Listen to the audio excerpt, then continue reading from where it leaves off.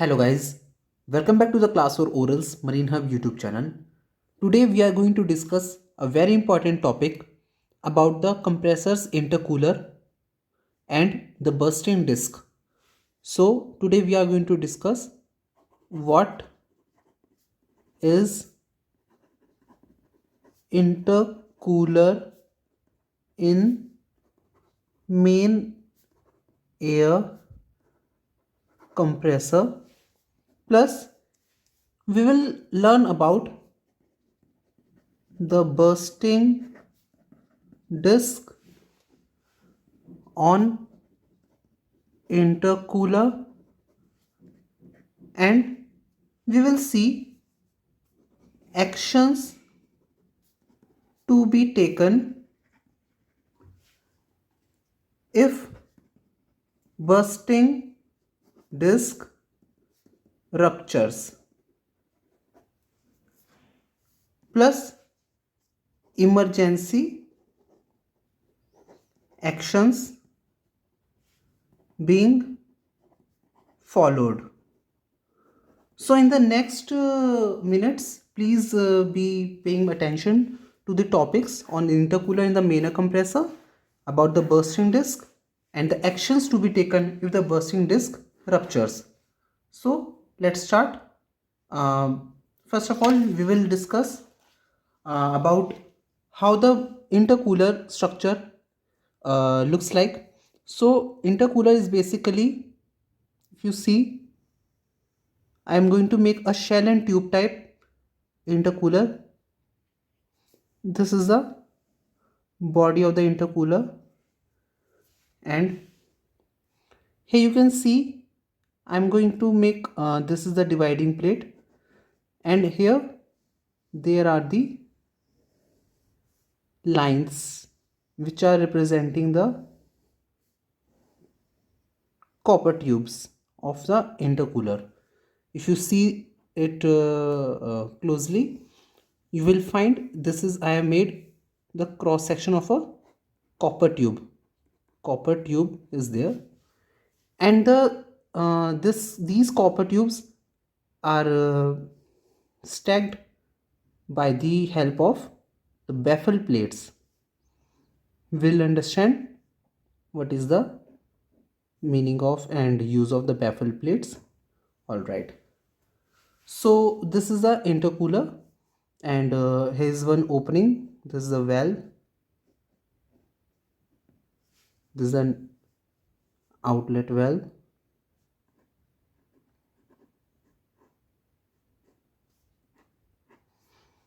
Okay, there's one drain valve. So if I ask you that in the water cooled main air compressor, what are the media?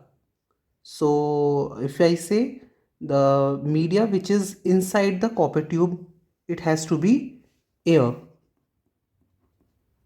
and the cooling media which is water should be outside the copper tubes. So this is the cooling water inlet, and this is the cooling water outlet. This is the drain. Fine. And this is the inlet, this is the outlet.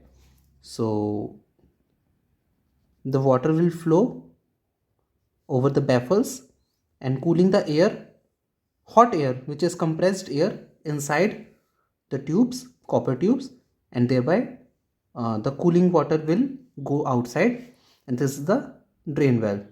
Why the copper tubes are having air inside? Because we do not want any pressure drop.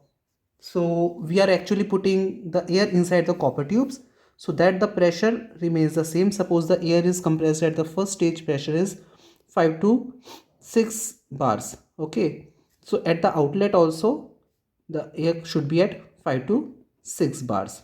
Whereas if we put the air compressed air here, then because of the space, the air will get expand and there will not be any use to the compressed air. So that's why we are putting the compressed air inside the copper tubes, and then cooling water which flows over the baffles.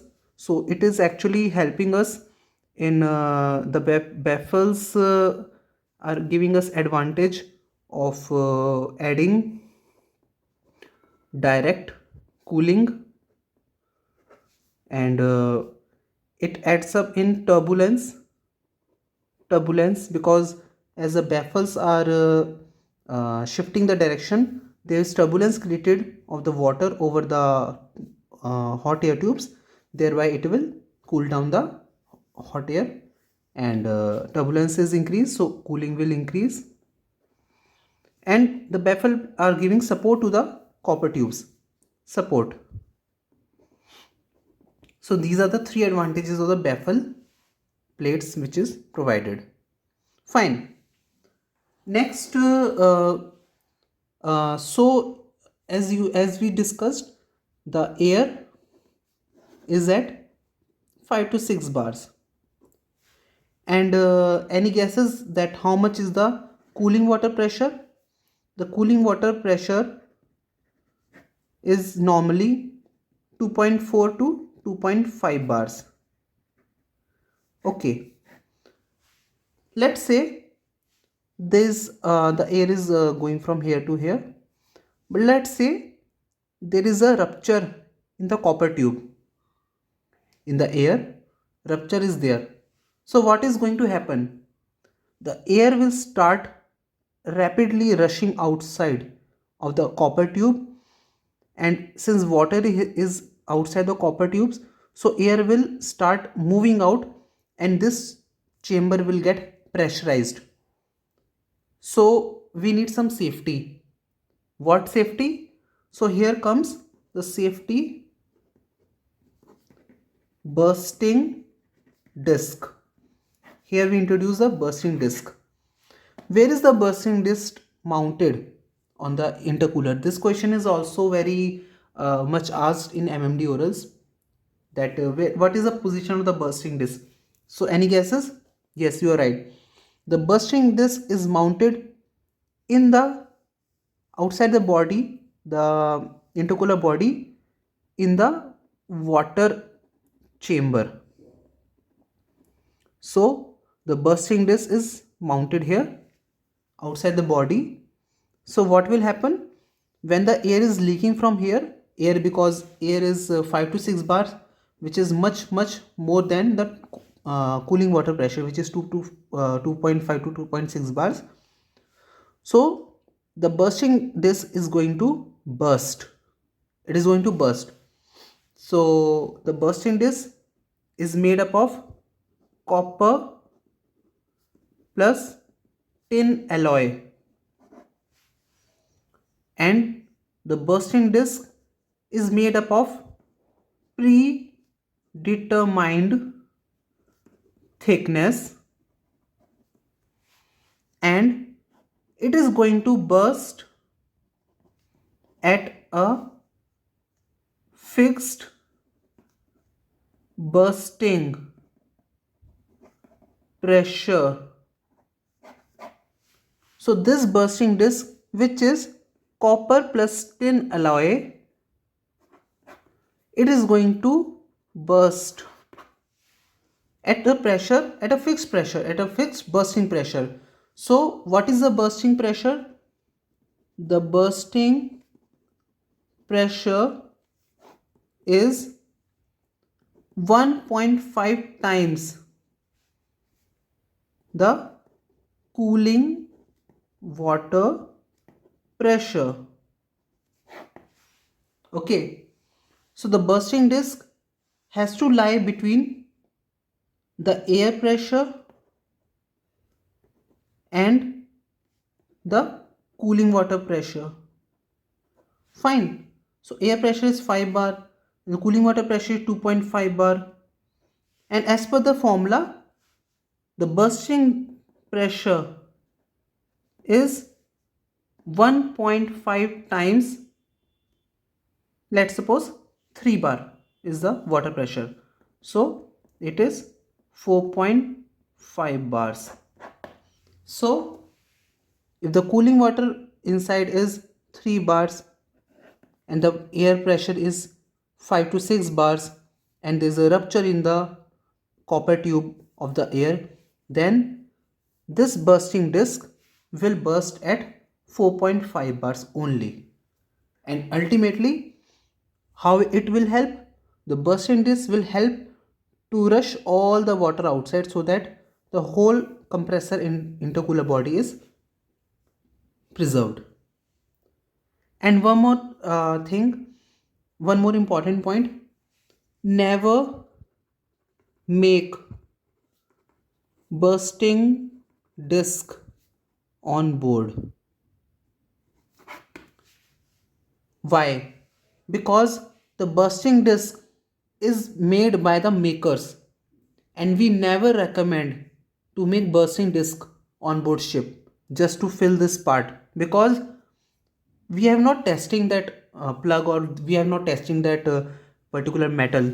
So there are many chances, if you put, you may cover, you may strongly put the cover, but if suppose the pressure is again rising, and in case it is not going to burst, so it will damage, or it may even cause explosion of the intercooler, or even the main air compressor.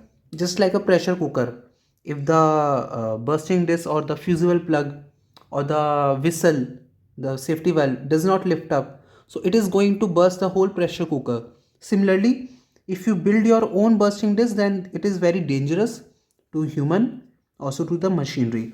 So it is always recommended to use the maker's bursting disc only, and always keep some spare on board. So far good. Okay, so next we will discuss that what will happen if the bursting disc is going to burst during the sailing or maneuvering.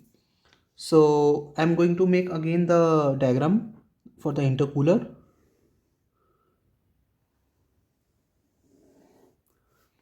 This is the inlet. So I'm going to make it very simple just for understanding. The baffle plate. Okay, this is the cooling water inlet. This is cooling water outlet. This is bursting disc. This is drain. Okay, this is the air inlet. This is the air outlet. All right. Now, during maneuvering, suppose you got the bursting disc burst.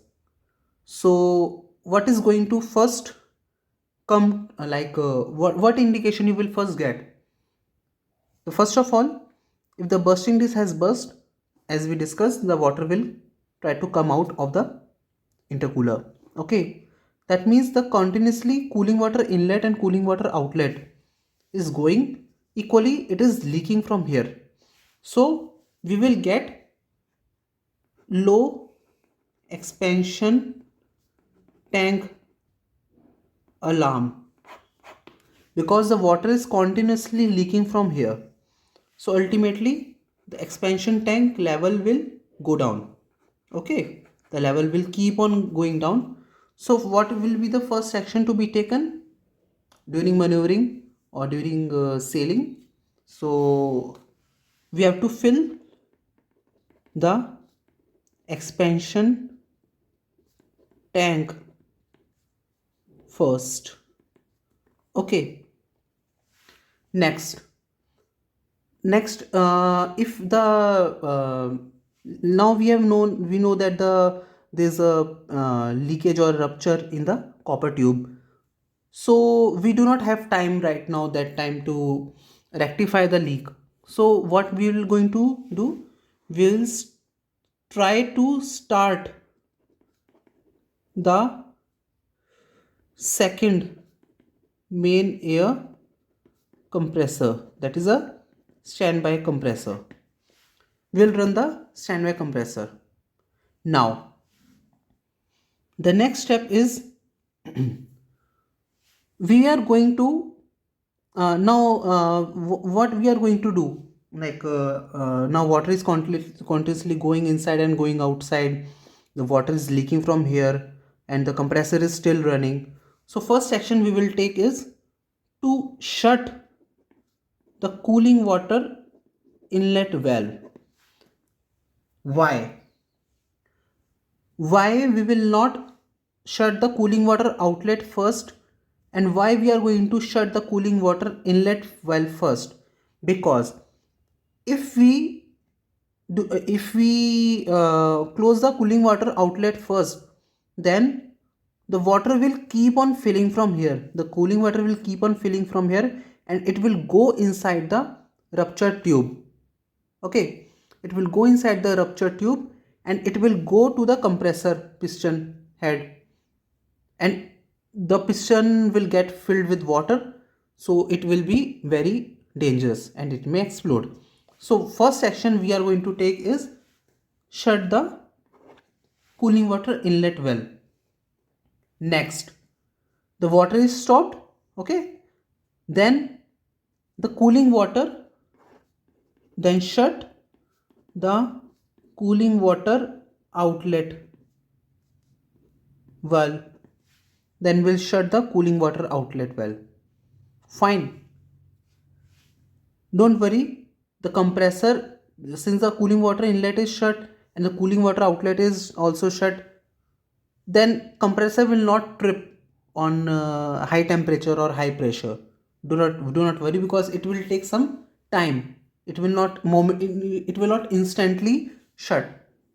So we shut the cooling water inlet valve, we shut the cooling water outlet valve, then shut the drain. Sorry. Uh, Apologies. Open the drain. Open the drain. So what will happen? All the water will also drain out of the intercooler. Cooling water shut, supply shut. Outlet is also shut.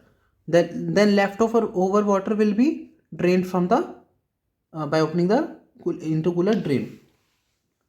Then when the water is completely empty, when there is no water coming out, completely drained, water is completely drained, then stop the main air compressor motor. Make sure that we never, in case of emergency of bursting disc, we always think that just stop the main air compressor motor, just stop the motor. No, that is very dangerous, because if we stop the main air compressor motor, then water is still running. Okay, then water can go inside to the copper tubes and ultimately to the main air compressor piston. So that is very dangerous. So our first job is to shut the water supply, so that water will not cause any filling towards the compressor piston. So shut the cooling water inlet, shut the cooling water outlet, open the drain. When water is completely empty, stop the main air compressor motor. This process is basic, and then we can take out and dismantle the main air compressor intercooler. We may take out the compressor intercooler outside, and then we will put the stack, this whole tube stack will put inside the we are going to put inside the water and then pressurize it. All the tubes we are going to pressurize with the water, and from where there is bubbles coming, water, any air, like we test with the air. So wherever the bubbles are coming, we are going to plug. We have to plug that tube and then pressure test, and then we have to going to refit, and then we can run the main air compressor.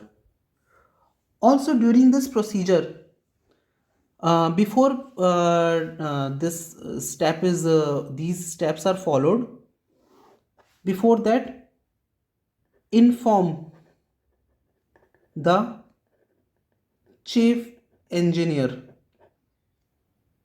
and then inform bridge.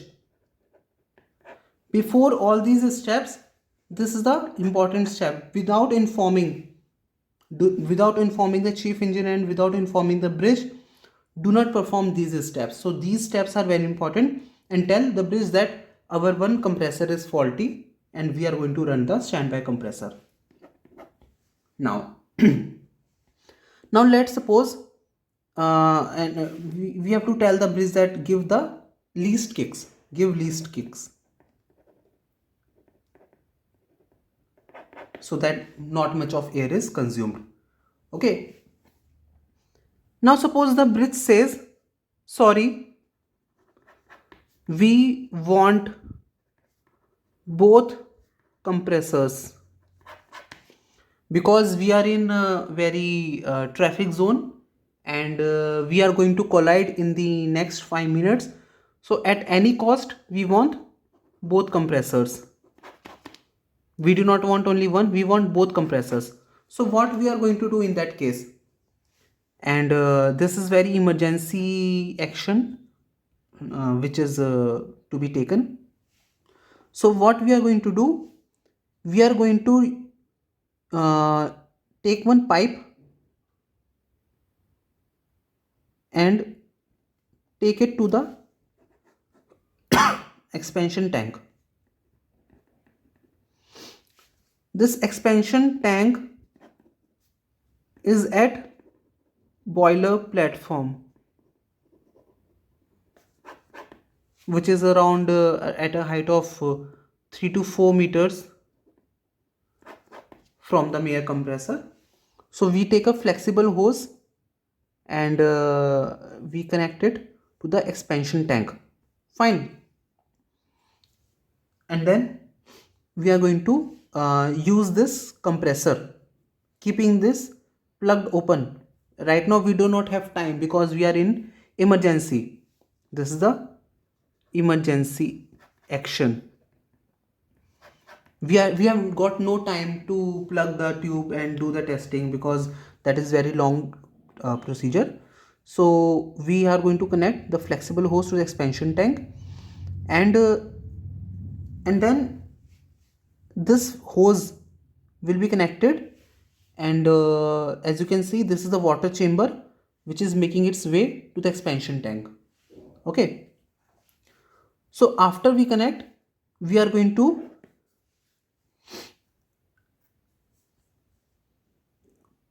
open the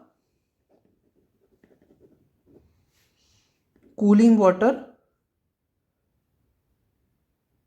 outlet valve. Okay, or sorry, we start the main air compressor. We actually follow the reverse steps whatever mentioned here. Okay, we start the main air compressor, so that for the time being whatever air is there inside the tube we are going to keep giving. Next, we shut the drain. We shut the drain because we are going to now fill the water inside the intercooler. Okay, we are going to start filling the intercooler with water. So for that we are going to shut the drain. Next, any guesses? Yes, we have to open the cooling water outlet valve.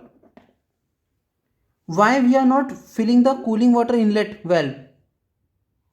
Because we are if we open the cooling water inlet valve first, this chamber will get pressurized because this is shut. Okay, so water is still going here.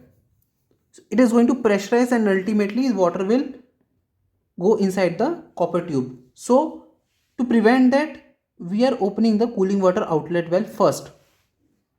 Then lastly, we open the cooling water inlet well.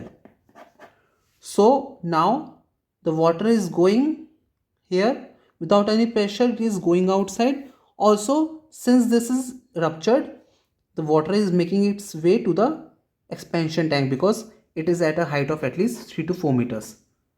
So if even if there are any pockets, air pockets build up, that's not going to create any ruckus or any problem for the main air compressor. So for the emergency, where we want both 1 and 2 main air compressors, like this, by connecting the flexible hose to the expansion tank, we can run both compressors, and by following these steps we are going to run the compressors. But if there's no emergency and we can use one main air compressor, that the standby compressor, though this is a standard procedure to fill the expansion tank and then start the main air compressor standby, and then shutting the cooling water inlet well, then outlet well, then opening the drain, then emptying, and then stopping the main air compressor, and then taking the dist in the water, doing the testing with the air, and then from wherever the bubbles are there, plug that.